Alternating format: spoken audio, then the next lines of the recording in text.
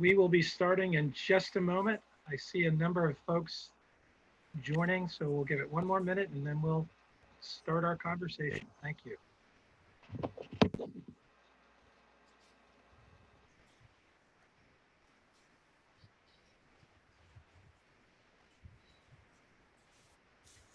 think Connor could recite a poem in the meantime, maybe just to entertain anyone spontaneously. I'm sure you prepared something. You said me? Yeah, I was just joking. I'll keep one in my, maybe I'll recite one in my head. Thanks. I couldn't either.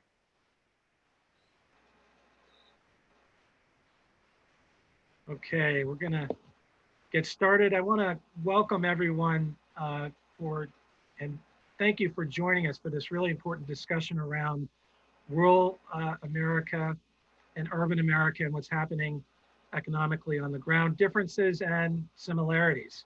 You're director of Shorenstein Center. And I also want to acknowledge WGBH for partnering with us in live streaming this important event. Before we get into the panel discussion, I did want to mention the work that our senior fellow, Tara Westover, and I have started at the Shorenstein Center. What we aim to do is dig deep and really tell the story of what's happening on the ground in our country today. We know there are two Americas.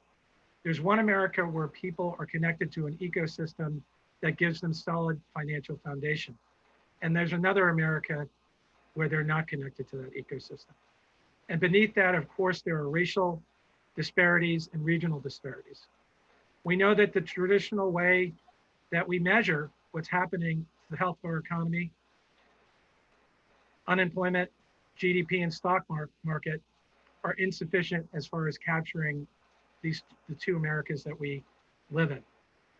So our aim is to tell that story and weave in the latest data and research to tell that story and make it available to journalists, public policymakers, academics, and the general public at large. We're really pleased that Shorenstein Center will be partnering with the Weiner Center to move this work forward. Now let's get into our panel discussion. I'm really excited to be joined with folks I've gotten to know over the last number of months and years. I want to start with Connor Sheets. He's an investigative reporter for the Alabama Media Group. And most importantly to me, Goldsmith finalist last year at the Shorenstein Center. Welcome, Connor. Great to be with you. Thank you for joining. Thanks for having me. Next, Philip Martin, senior investigative reporter for the WGBH News Center for Investigative Reporting based in Boston. It's an award-winning journalist. It's great to be with you. Philip, thank you for joining this afternoon. Thank you, Setti. It's great to be here with all my friends here. Next, I'd like to introduce Dr. Gordon Hanson. He's the Peter Wertheim Professor of Urban Policy at Harvard Kennedy School and at the Weiner Center. Gordon, it is really great to be with you. Thanks for joining us. Thanks, Setti. It's really a pleasure to be here. And last but not least, my colleague and friend, Tara Westover. As many of you know, she's an award-winning author of Educated and senior research fellow at the Shorenstein Center here at the Kennedy School. Welcome, Tara. Thanks for having me. Well, let's get started. What I want to do first is hand things over to Gordon to give us sort of a high-level landscape as far as where we are economically, and then get into some of the regional questions and divides there between urban and rural. And of course, this is all through the lens of this COVID-19 crisis. We already knew the divide was there, divides were there economically, but COVID-19 has shown a big light on it. But Gordon, if you could give us a landscape, that would be great to get the conversation started. Sure, and thanks for queuing that up very nicely. So before COVID hit, I think it's important to understand two big forces that had helped create the regional economic divides in America and cement them in place. One was a series of changes that happened after 1980, in particular after 2000, in which the prime dynamic industries in the American economy, which are tech and finance and professional business services, became increasingly more concentrated in bigger cities.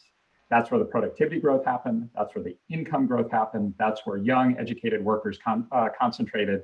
And if you wanted to get on that path to success, you pretty much needed to be in one of those places. What that meant was for smaller and medium-sized towns, you were increasingly left with less educated workers, with older workers, and with sunset industries. So that was the tableau going into the Great Recession. So what the Great Recession did was to take that existing set of differences and kind of blow them up. We saw it hit particular regions really hard, and those were areas where less skilled workers were more concentrated, where people were more tapped out in terms of home mortgages and personal debt.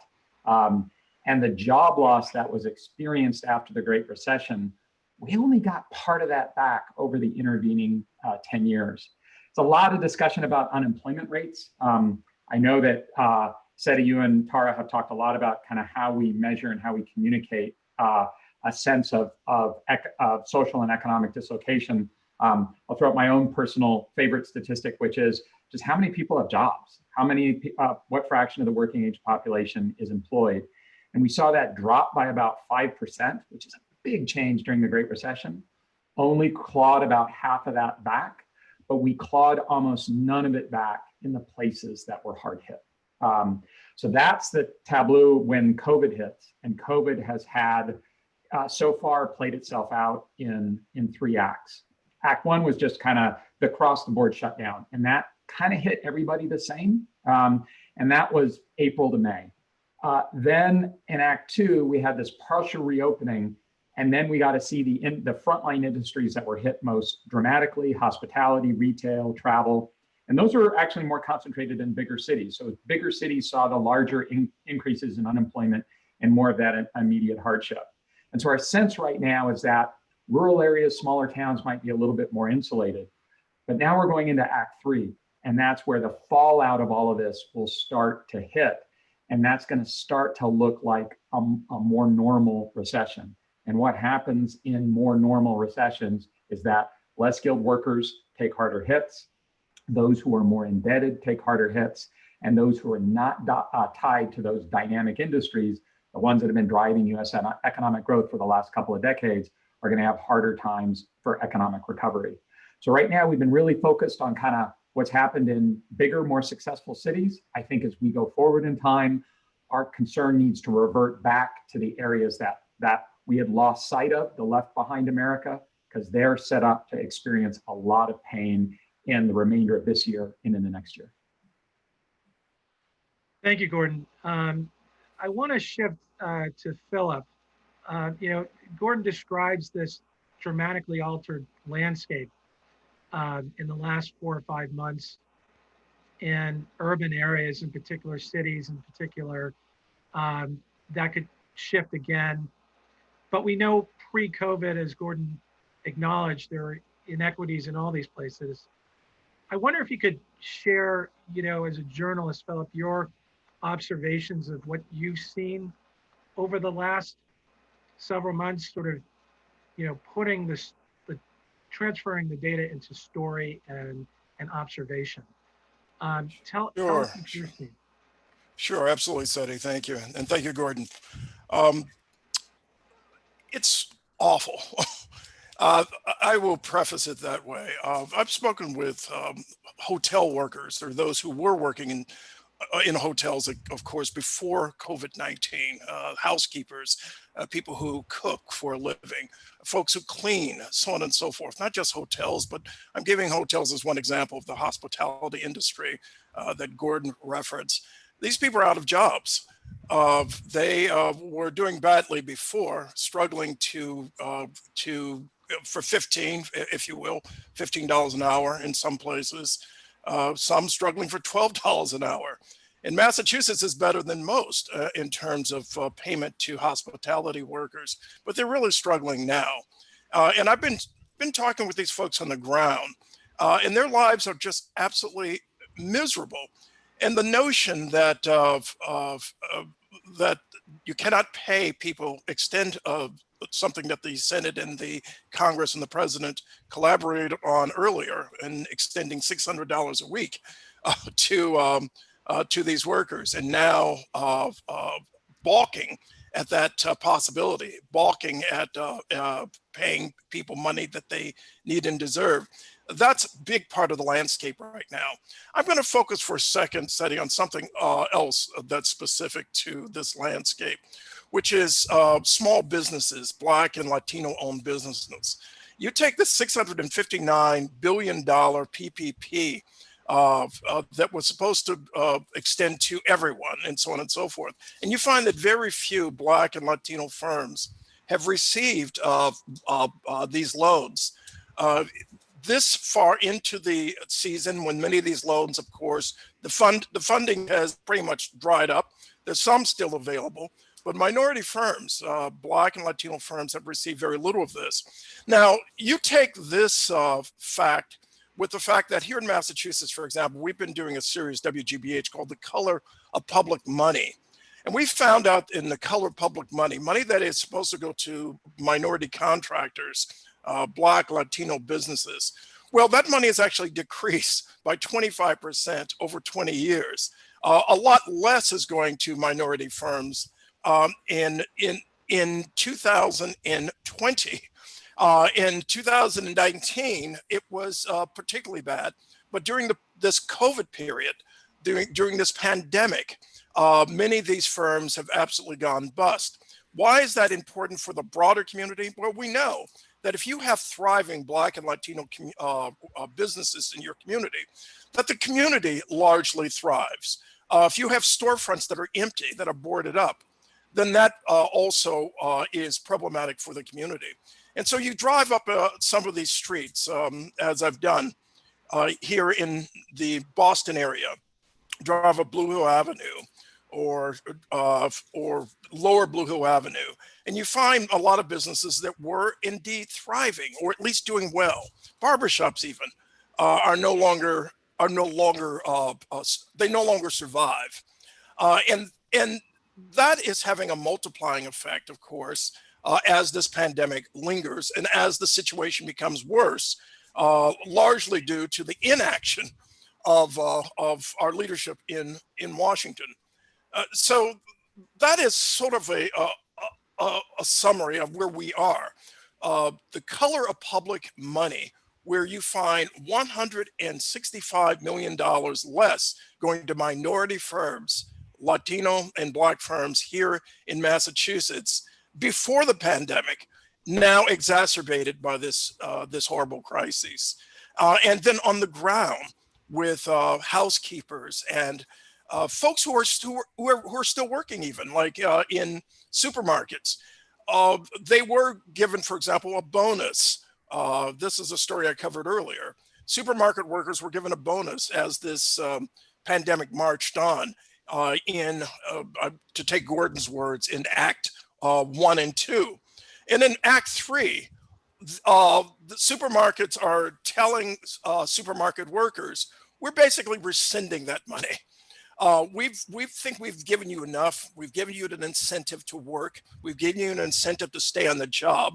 But now we're going to claw back some of those funds, thereby exacerbating the poverty that many of these workers were experiencing during the COVID crisis as it continues, and prior to it. The notion of increasing payment for people who are putting their lives on the line, which seemed like common sense, clawing it away is without question, as we've found in talking with many of these people, problematic to their lives and into their overall conditions. I hope that summarizes Yes, what thank I'm. you. Thank you, Phil, for that description in great detail. You know, two takeaways from this. One, you know, and I want to emphasize a point you made. There is lasting damage here in the communities that you talk about. The Black and brown businesses shuttered that may never be able to come back at all. When we think about when when people talk about a recovery, there are going to be certain areas and industries that are going to come back and recover, and others that do not. And so I think that's something for all of us to keep an eye on as uh, data points are provided to us, whether it's unemployment, whatever it is. I think you really illustrated that quite well. I want to shift over to Connor and Tara to speak to rural America. Uh, we know, obviously, Tara, you and I have talked about this for the last year, the divides that already existed in rural America, and to a certain extent between rural and urban. Uh, and Connor, we've had brief conversation. There are varying perceptions about rural America, some of which are incorrect, some of which are correct if you don't live there, if you don't come from rural America, or if you haven't lived in rural America. So can you give us just a sense of what you're seeing and hearing in regard to rural America? And I know, again, acknowledging pre-COVID, there are real issues, and now we're in COVID-19 crisis. I'll start with you, Connor, and then turn to Tara to weigh in. Okay, so for me, I was hoping to speak a little bit about sort of from a perspective of someone who sort of has had a foot in each side of this divide. I reported earlier in my career from small towns in Maryland. I've reported, worked in New York for several years as a reporter, and then I moved to Birmingham, Alabama, which is a urban area, obviously in a fairly rural state that has that's facing a lot of the issues that you're seeing nationally in rural areas.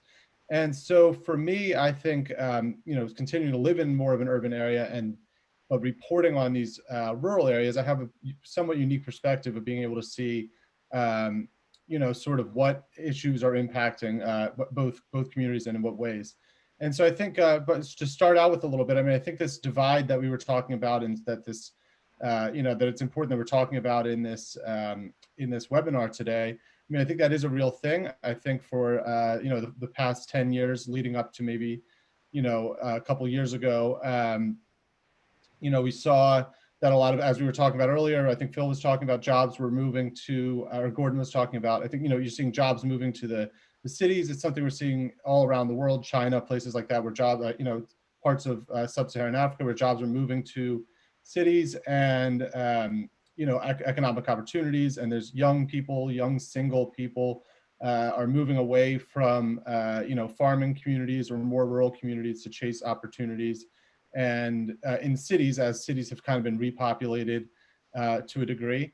And it's interesting coming from, I was living in Lower Manhattan, moved to Birmingham, Alabama. And, I think people who are not particularly familiar with Alabama or the South or a lot of places would think that, Birmingham is going to be sort of this, I don't know the correct terminology, sort of a backwards type of place that, you're going to see sort of, I thought that people were going to be where, I don't know, I really had some of these perceptions as someone who grew up in the North. And really, I always tell people you can move like a part of downtown Birmingham into, like a hip part of Brooklyn, and you really wouldn't even be able to tell the difference. You have a lot of the same attitudes, a lot of the same concerns, a lot of the same economic issues or economic triumphs, and a lot of the same types of jobs, that type of thing. And meanwhile, rural areas, if you go to rural Alabama and compare that to rural Maryland or upstate New York or something like that, you're going to see a lot of the same attitudes and values, as well as a lot of the same economic issues. So it's been interesting now, though, with the arrival of coronavirus and, this pandemic continuing to move, continuing to have an impact.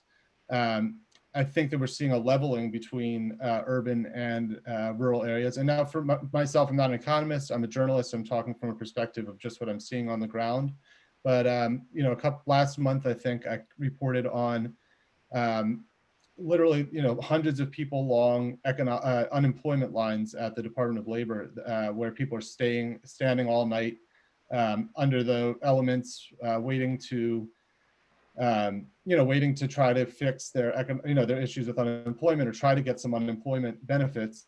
And, talking to people in that line, anyone could be from, any person you talk to could be from a city or a rural area. It really didn't discriminate. And I think what we're seeing now is some of these, all these rural communities where, industries left, or, the factories shut down, that type of thing, or even, smaller communities where farms are being bought up by corporations or whatever else is happening that's causing these economic, downturns in these communities. We're now seeing some of those impacts coming to cities in a different way, where the service industry's bottomed out because of coronavirus, huge employer, hospitality industry, as we were talking about. But also we've had the gig economy destroy a lot, essentially take out a lot of jobs. And, the economic despair is real across the board. You have 40 million people unemployed, and probably, I don't know how many more now, what the updated numbers are, but, I don't think that we're seeing, the divide is in some ways now all of America is sort of feeling what rural America has felt for a while. In my view, I don't know, I don't know all the numbers exactly and everything, but that's my view from the ground. Tara, did you want to weigh in? I'm also a non-economist, but I really like to pretend to be an economist in my spare time. What to say about it? I mean, everything you guys have said so far has been right. I think we've done a couple of these webinars now, and I like to talk about my hometown and how if you go back there, everything is completely boarded up, and there's now 2 funeral parlors and 1 grocery store. And I think that trend that you're talking about, kind of the hollowing out of family-owned retail or even of somewhat locally owned retail, obviously with online shopping and Amazon and Walmart even to a degree, all of that's been being gutted for a while now. These are trends that we've been seeing, but I think what COVID has done is it has accelerated all of that. So we already had a pretty serious online shopping, you could say habit or problem, depending on your point of view. Now it's kind of necessary, right? I mean, it's safer. And so I think there's a lot of things that were trends that were happening anyway, but Corona has really accelerated them. And that, I think, is, I mean, there's, we were talking about all these different types of inequity of the way people are experiencing coronavirus. And in some ways, I think we have to think a little bit about our political system in the sense of, can we function politically as a country with these kinds of regional disparities? And I think that also applies to questions around race and minorities. Like, can we function politically as a country if we have so many generations of dispossessing people of property, lands? And I think that there's a sense in which we need to come to terms with this, both in terms of race, like, can we function as one country when we treat people so unequally and when people's experience of the structure of our country is so different? And also in terms of geography, does it matter if New York is doing great if so many places aren't? Can we have the country that we want to have? And I think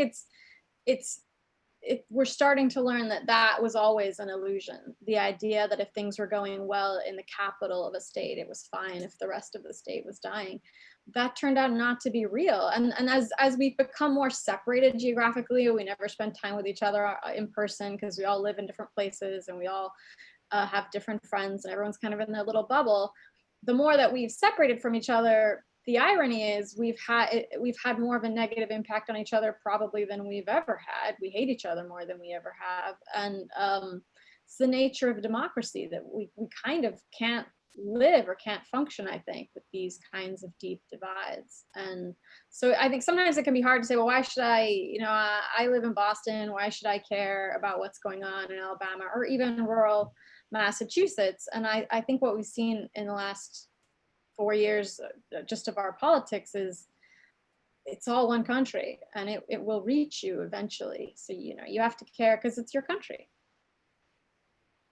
Excellent points. I want to go back to a central question after we've sort of all been through observations, and I want to key on something Tara said and Philip said. Tara talked about the hollowing out of her hometown and her community, and Philip talked about the hollowing out of these Black and brown businesses. And what's striking to me is, and that happening over time, a series of time. And you both talked about, you asked a tough question about our governing. Can we solve for this? And I also heard, and different parts of this discussion with all of us, that there's a real segregation, right, between all of us in a certain way that actually has made maybe the ability to govern in politics worse. I'd really love to hear from you all around those themes, because as you all, journalists try to cover these stories, they're so complex with the various disparities embedded, whether they're racial, whether they're regional.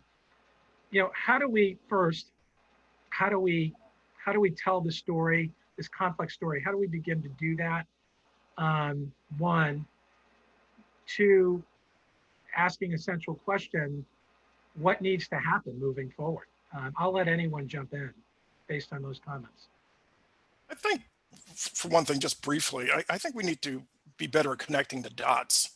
The I I I I applaud what Gordon had said about Act 1 and 2 and so on and so forth. But if we were to even create acts and talk about it in terms of, let's just say start with the Occupy movement. What we were covering then was a theme that we always have a hard time coming to grips with in the United States, that is income inequality. And finally, with the Occupy movement, we were able to give it a name without journalists basically feeling that we were delving into covering class warfare. A lot of folks fell for that sort of class warfare theme, and really, and a lot of journalists were afraid to cover the very real class divisions in this country that have gotten worse and worse and worse. We finally came up with this name. Of course, the Occupy movement didn't come up with the name; it simply borrowed it and addressed the issue of income inequality. And journalists started to cover that. And then we come to the present moment, and we realize, for example, that billionaires, as we've just discovered, during this pandemic have become even more, have become wealthier during the pandemic. I think what becomes important is to connect the dots. And one of the most important narratives that's being told in that regard is something that Isabel Wilkerson has been able to do with her new book, Caste. Now, I've only gotten into the very beginning of this. But as you know, Setti, I've been covering caste in America in regard to Indian Americans who are here. But now we're seeing the application of that term to try to describe what is happening in terms of what we always thought was not necessarily incontrovertible. We thought that we could always ascend and so on and so forth. And I think that people can still ascend, but I think there's also a realism and a reality that there is something that's absolutely encased in our system, and that encasement takes place in the form of caste. Now, I think the stories that we tell can be told through that prism. I think that has to be one way of approaching the stories that we're telling. Casteism is a real problem. Racial caste is a real problem in this country. When we talk about America, for example, economically, as Tara mentioned, of catching a cold. Well, as the saying goes, Black America, Latino America gets pneumonia. And why is that? Well, partly because there are systems in place that allow, those folks of color to basically receive the worst of it. So unemployment might be dramatic. Right now, we're talking about 10% officially with the new numbers, correct? Well, we know that that's much worse in urban areas. Certainly in the areas that I've covered and where I've grew up in Detroit, that it's far worse in those areas. So I think the narrative can be contextualized in a framework of assumption that addresses this issue of racial caste. I'll go on, Tara, please. Oh, I just wanted to add something, but if you want to finish, I think that sums it up. Okay, I was just thinking, when you were talking, I was thinking about, I think that you're right. There's a real resistance to people thinking or talking about income inequality because it seems more like we're pitting people against each other in some way, and it feels like class warfare. But I think there's a way to talk about it, or at least as I've thought about this question more and more, the way that it started to make sense to me is in terms of ecosystems. And what lifeline are people plugged into? Because there are places in the United States that have pretty decent social mobility for whatever reason. Salt Lake City, which I grew up close to, has for a whole bunch of reasons. You can be born fairly poor there and your odds of moving up are pretty good. And but then there are all kinds of places where that is not true at all.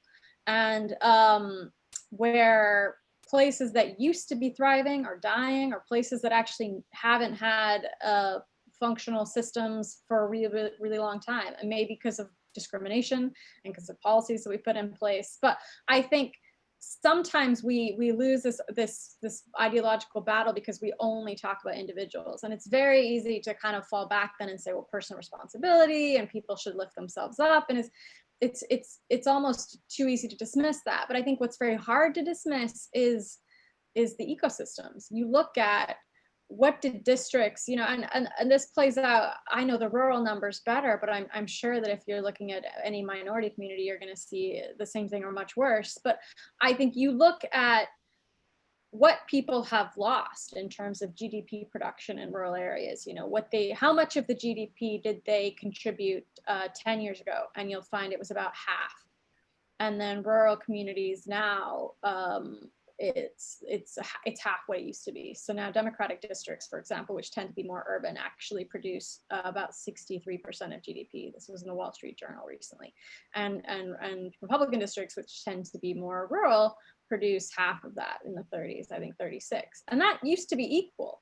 And like I said, I'm sure that there's a similar story being told about all different types of communities of color in the United States. But I think focusing less on an individual, sometimes you don't see it. You don't see what's happened because all bunch of other factors come into it. Maybe it's age, or aging populations have had more time to accumulate wealth. So you're not necessarily seeing what's happened to the next generation. But I think when you look at an ecosystem, then you get a more of a realistic idea of what the people are facing who are connected to that system, and how can you possibly have an equal opportunity if you're growing up in a place where all of the industries are dying, or if you're growing up in a community that is being systematically discriminated against in all kinds of ways. And so I think if we could try to find a way to shift our language a little bit, so we're not just talking about individual people, but also the places that they grow up in, the communities they have access to. Yeah, I appreciate. Oh, go ahead, Gordon. Go ahead, please. So Philip and Tara raised, really important points about things we shouldn't be afraid to talk about. The role of racism in these divides and confronting inequality head on. When we talk about inequality, my concern is that we end up focusing on the people at the top end, why Jeff Bezos is so rich, and we don't tell the stories, as Tara was mentioning, about the ecosystems and about kind of what's essential for life to work in areas that have been hard hit.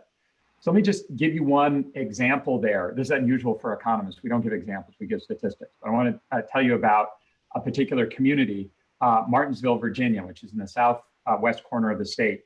In 1990, 45% of able-bodied adults in Martinsville worked in manufacturing. It was one of these thriving manufacturing towns that had grown up in the South after World War II.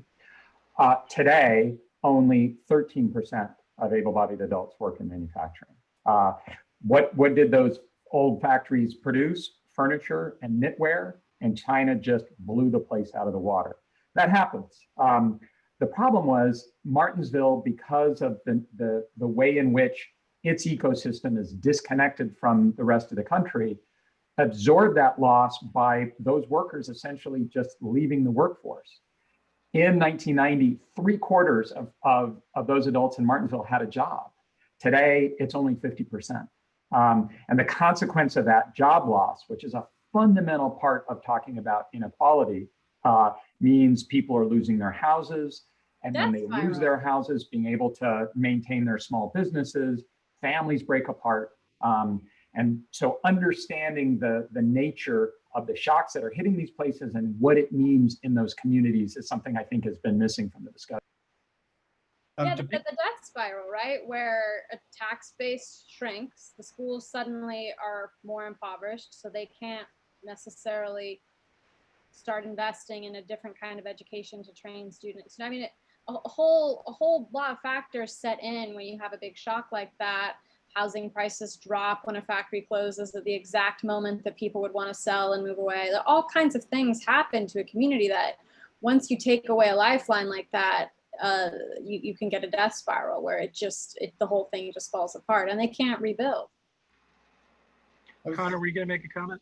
Yeah, I was just going to say, I think to look at the impact on minorities in rural areas, it's something we don't talk about that much. But in Alabama, we have the Black Belt, which is apparently named for the color of the soil that's there. But it's turned into, over time, this is sort of where some of the more majority Black areas in the South are. I think it goes all the way from Virginia to maybe Louisiana.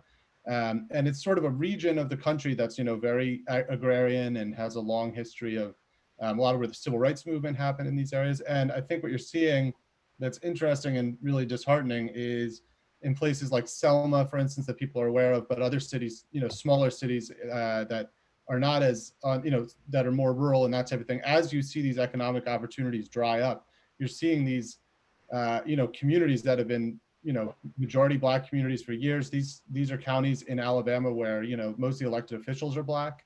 That type of thing, which, I think a lot of people stereotypically don't know even exist. And as these communities are hollowing out, you're losing this like long heritage of Black Southern culture, Black Southern life, and people are moving sort of to larger cities. So not only are we losing economic opportunity and population, but you're also losing sort of just this heritage in America.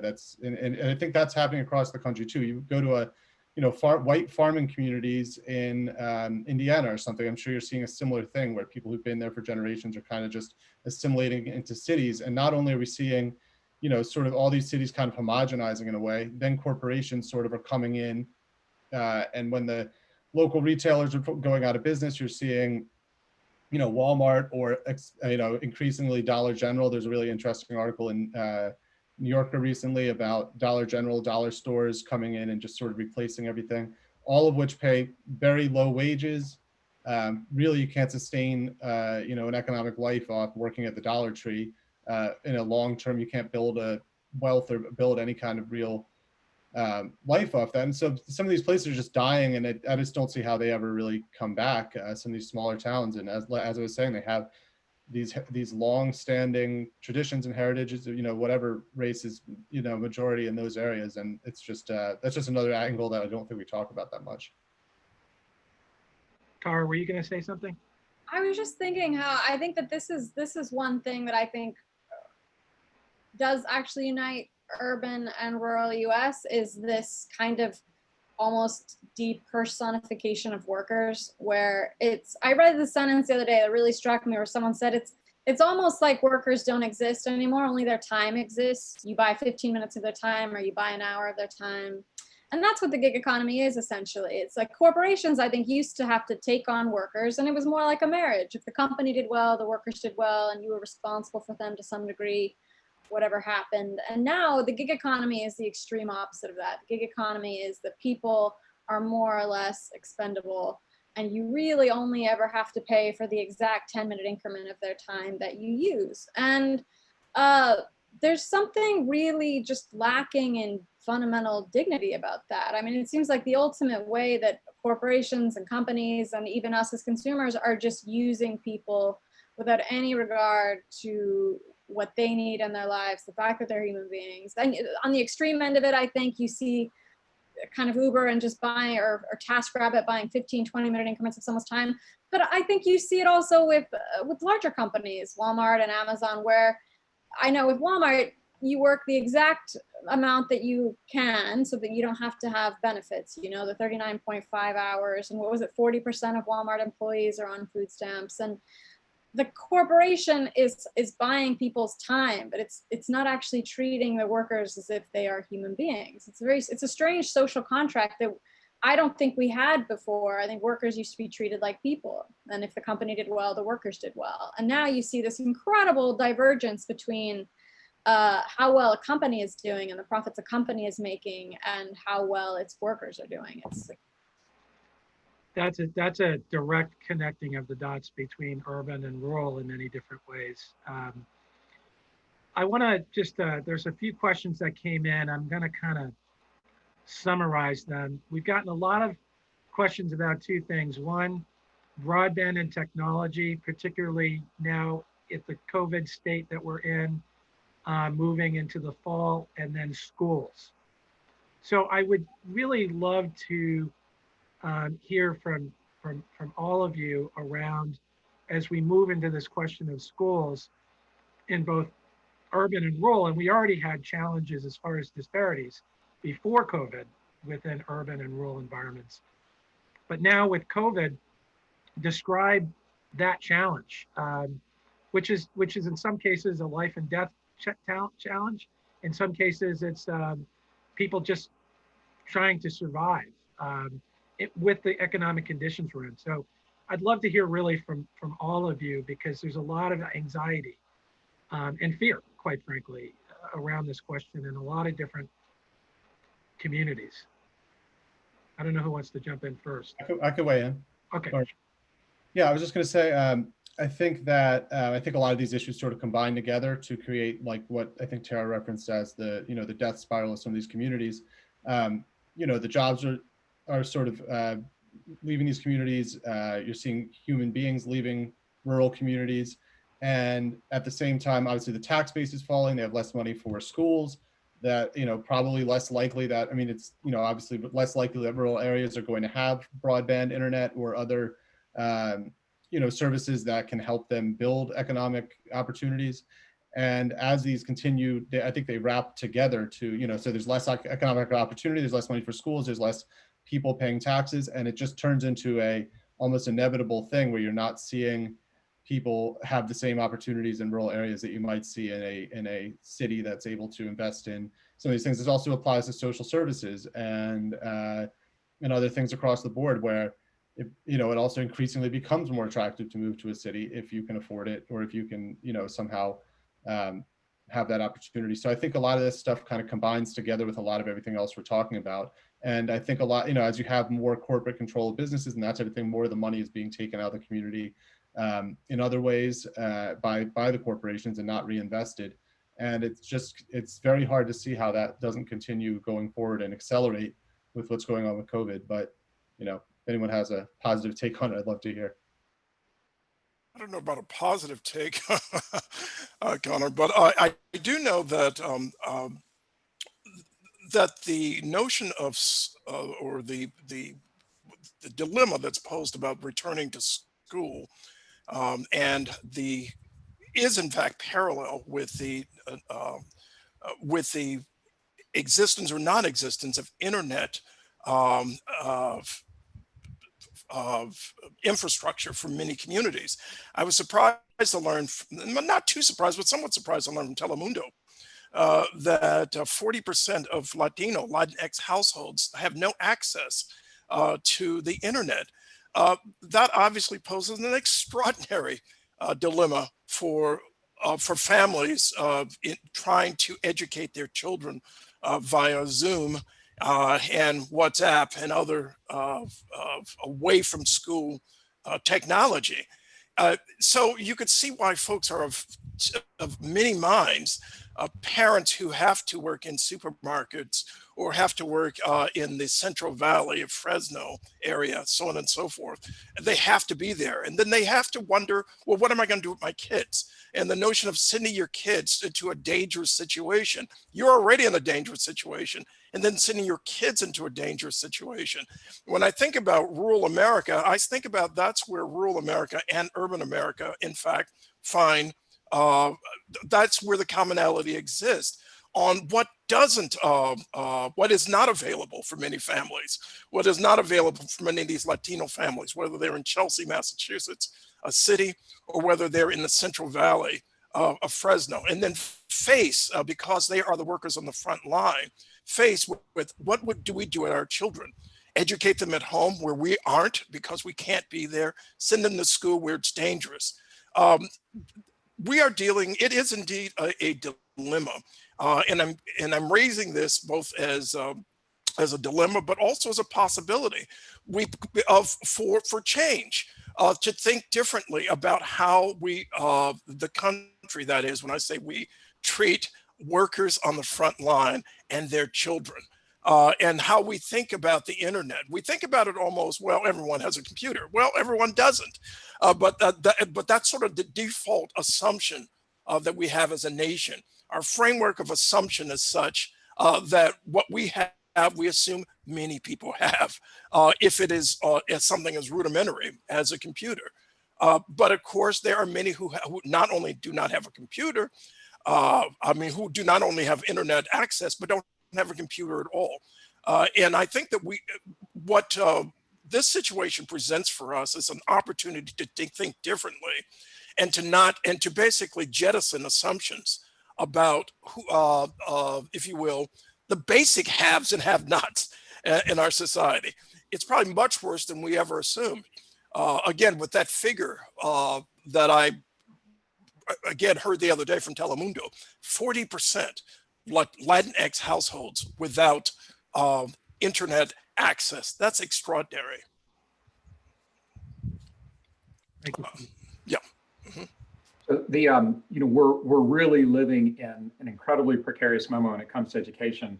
You look back over the past couple of decades, and one of the things that's really separated high income from low income households is the ability of high income households to invest enormously in their kids' K-12 education, either because one parent is at home or because you hire tutors, you have participation in clubs and all these activities. That mattered for kind of who got into more selective colleges.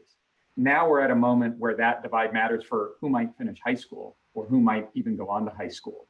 And the intervention here, the thing that provides some optimism is that the intervention here is pretty simple. We make broadband available everywhere. We can do this in a 3-month period. You put Chromebooks in the hands of every kid who needs it, and we organize tutors on a national basis via Zoom to help these kids out. And this is happening in communities all over the place in the small. The resources it would take to do this nationally are just not that substantial. If we don't do it, we've got a couple cohorts of kids that are in danger of not even getting the chance to think about college. Thanks, Gordon. Hi. Okay, I had one more thing, I guess I'll say, which is about inequality. I think, again, I think sometimes there can be a tendency to think that inequality is about, we have to fix this because other people are suffering and it's making other people's lives bad, which it is, and we should. But it actually makes everybody's life kind of bad. And I was talking to a friend of mine a couple months ago who's a very well-paid producer in LA. And he was expressing just a series of economic anxieties to me about how much money he needed to save for his kids, and he needed all this money put away so they could have the house and they could always have healthcare. And what if one of them got sick and they need to have all this money for that, and then they need all the money for private school, and then what if they're not very good at their jobs, they need money for their kids' private school. And I just sat there thinking, if you have extreme inequality where for anybody living below, say, the 80th percentile, life is really only okay for the top 20, and it's a real bummer for everybody else. It's just terrible for everyone. And something that you end up reading about is this professionalization of childhood, where upper class people now put their kids through this just ringer of extracurriculars, and you have to qualify, and there's no such thing as child anymore. You can't afford it. And the reason you can't afford it, even if you're rich or reasonably well off, is that you can't afford to fall down below that 80th percentile, because we've made life so unlivable. It used to be you could be a school teacher or something, you could be a plumber, and your life would be fine. But as soon as you don't have a social safety net, and as soon as there's no healthcare, and as soon as those jobs are all really unpleasant down there because tech has hollowed out all of the jobs in the middle, you have this huge divide of a bunch of people who they're in the security circle and their lives are okay, but they live in perpetual terror of falling out of it. And then you have a lot of people who just live their lives in a great deal of stress because they never have health insurance and they never are able to get their kids into a good school. And the public schools aren't great because we're not funding them. And so I think that this myth that inequality is about helping poor people is completely wrong. No matter how much money you have, when you go to sleep at night and you're worried about how your grandchildren are going to have health insurance, that's inequality. And it's because we've built a world where if you fall out of those top 1 or 2 quintiles, things start looking really precarious. And it doesn't have to be that way. It could be the case that your kid wants to be an artist. That's okay, because the system is functional and they'll still have a good life. And not everything has to be about getting into Yale from the time they're 3 years old. And so I think inequality and not having a safety net and not taking workers' dignity seriously, it's actually not about other people. It's about you, and you experience that anxiety every night, no matter how well off you are, when you are worried about the future of your kids. The profundity of inequality, I'm afraid, Tara, is far worse than that. Inequality is when you feel and know that you cannot, for example, afford to jump on a bus that day because you don't have the fare. Inequality is when you are feeling that pain in your stomach because you're hungry. Inequality is when you can't go to a hospital and decide to suffer in silence or in pain or screaming mad because you cannot get into a hospital because you can't afford it. I'm afraid it is not, like something that can be summarized as some equitable form of pain or discomfort or anxiety. It's far more profound than that. I think we have to treat it as such in our storytelling and in our understanding of exactly what it is. It isn't just a question of some guy having $40 billion and some guy, like having $40 a week. It's far more pain than that. It's far more painful than that. Well, I completely agree with you. People I know back in Idaho who are really on the wrong side of this. It's right. A lot more like what you described. But what I'm saying is, I think when we're sitting in a place like Harvard and we're thinking, I think sometimes it's easy to think, we're talking about other people's worlds. We want to make other people's lives better, and it really has nothing to do with us. And I think I think we're telling ourselves a lie there if we think that our world isn't impacted by that reality of other people's worlds. And other people can be suffering somewhere and that it doesn't reach us. It does reach us in a whole lot of ways. It reaches us. Well, in that sense, I agree. I think I agree in the sense that a lot of folks think, well, racism is someone else's problem. Yeah. But if someone is racist, it is actually the country's problem.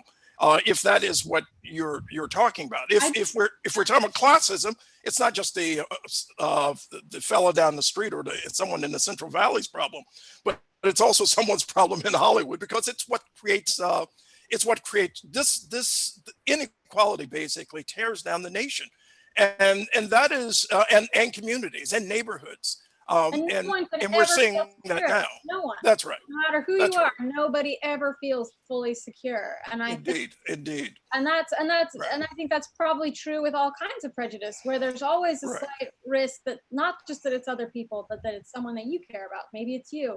And I think you're completely right. And it's something that I think white Americans need to come to terms with, that there is no separating actually of the fate of white and Black America, I don't think. I mean, and as long as we allow that kind of structural inequality to go on, it affects everyone. There's just one country. And I think that's true for all of us, whether it's economics or you're talking about gender divides, all of it affects everybody eventually. It comes back to you.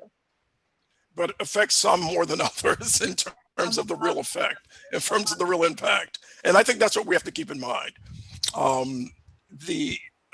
Setti, someone asked a question. I just want to address it for a second about someone pointed out that you find a lot of pain that's also happening economically in Asian American communities. And I find that to be an important question because of something I've been working on lately, which is looking at the Black Lives Matter movement and those who've endorsed it or opposed it.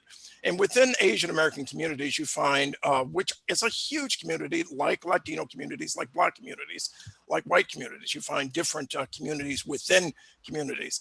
And among Asian Americans, you find a lot of support for Black Lives Matter, but you also find opposition.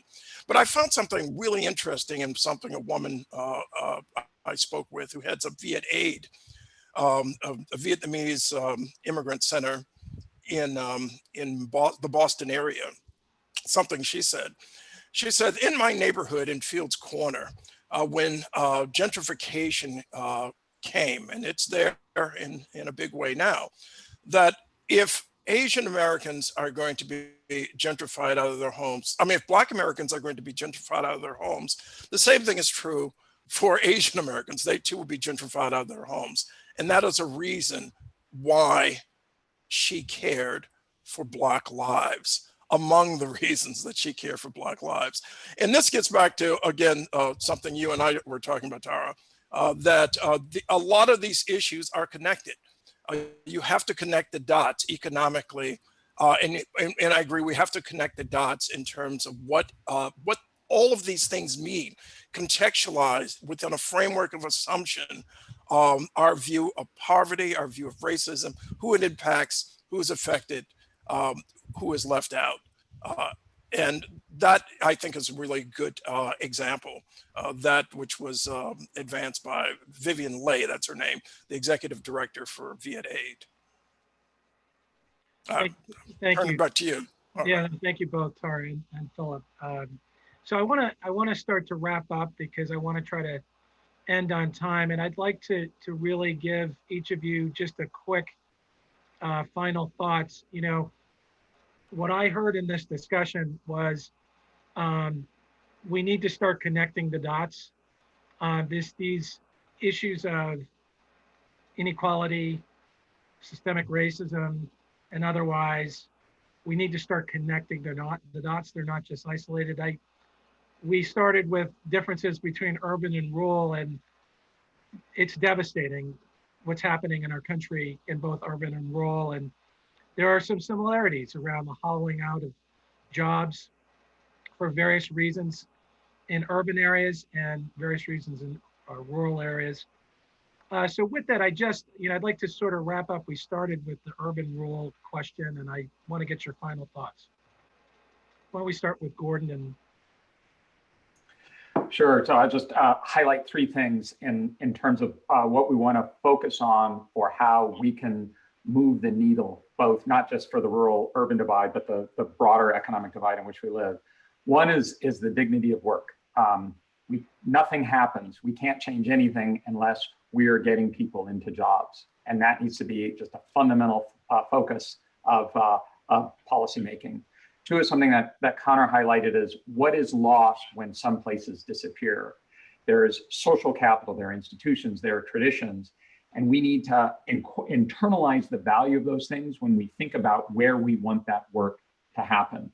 I think only when we address those two can we go to the third thing that Tara was really emphasizing, which is not just the dignity of having a job, but the dignity of the job itself. And how do we try and restore some of the dignity that has been torn away by the economic change that we've undergone in the past 4 decades. Thank you. Connor, do you want to offer some final thoughts? Sorry, I was muted. I just want to, echo what you're saying about how important it is to look at this from a holistic perspective and just realize how these are all interplaying with one another. Issues of income inequality, education, access to resources, infrastructure. These are issues that, are broad across the country that we require like very broad and strong, visionary approaches to. And I think we need to look at it that way as like we need some kind of, there's going to have to be some kind of massive policy commitment if we're going to save some of these communities that are dying, as Gordon was talking about, or bring economic opportunities to people who just really right now are not, just don't have access to them. And I think it'll take a period of maybe generations to restore some of this stuff. And if we don't start doing it, I think we've already seen America change in ways that we probably couldn't have expected a couple decades ago. And I don't want to continue seeing it going. I don't think any of us want to continue seeing it go in the direction that it's gone. So I guess that's my take. Philip, final thoughts? First of all, I really appreciate this panel and the engagement by my colleagues here. This is extraordinary. My thought is that I feel that we should not fear changing the language and changing the way we look at issues affecting particularly poor people and people of color. I think it's great that we've been able to embrace and talk about the complexities of income inequality, for example. I think that we are, there an old system that is in a new term for many Americans. It's something that we could use in terms of that discussion, that advanced by Isabel Wilkerson, caste, as a way of understanding where we are as a nation in a over the long term, and what we strive to, what we need to do in order to be the nation that we want to be. Basically, we have to eliminate racial caste and income caste in this nation. If we are going to basically advance, it's so important for us to, again, to rethink our language, to create a different framework of assumption of what we are as a nation, what we are as a people, and to cover stories on the ground. Those workers I was talking about in hotels or in supermarkets. It's so important for us to always be on the ground, to hear their stories, to hear their voices, and to understand how this pandemic is affecting people, not just in terms of numbers, which are important. I'm a data person myself and believe in it heavily, but it's so important for us to understand the pain that people are experiencing on the ground. Thank you, Philip. Tara, final thoughts? Well, I was just thinking how I think sometimes it feels kind of depressing and pointless, but we've had moments in our history that we have prioritized hard things before. You know, we've had moments in our history where we've re-examined the role that corporations are playing and the way that they treat their workers. And we've had moments that we have taken on some of these really difficult questions. Some of them we haven't taken on nearly as well as we should have, and we dropped far too soon. Like our efforts at racial justice and desegregation. We sort of tried in the 60s, but what's remarkable about some of those efforts is how short they were, really. They weren't very sustained. But we have had moments, despite that failure, we have had moments where we've made big changes in the way that our system works and in the way that we allow companies to treat workers and things like that. So we can do this if we want to. If we create the political will, we can do it. It's something we can do. Well, thank you, Tara, and thank all of you. This was a superb, excellent, rich discussion this last hour. And, you know, again, we started with the urban rural question. And I think what we've come out of this is there's some universal changes that need to be made, not just in public policy, but how we talk about it in narrative. Calling out, for example, this caste system that Philip continues to reference.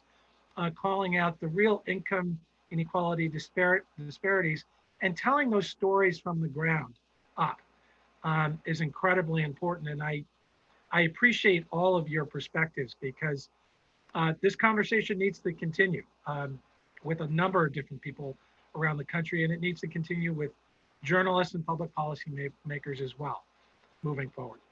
So thank you all for being on. It was a real pleasure, and thank you all who joined us today for this discussion. And I want to thank WGBH again for partnering with us. Take care, everyone. Have a good afternoon. Thank you. Thank you. Thank you so much.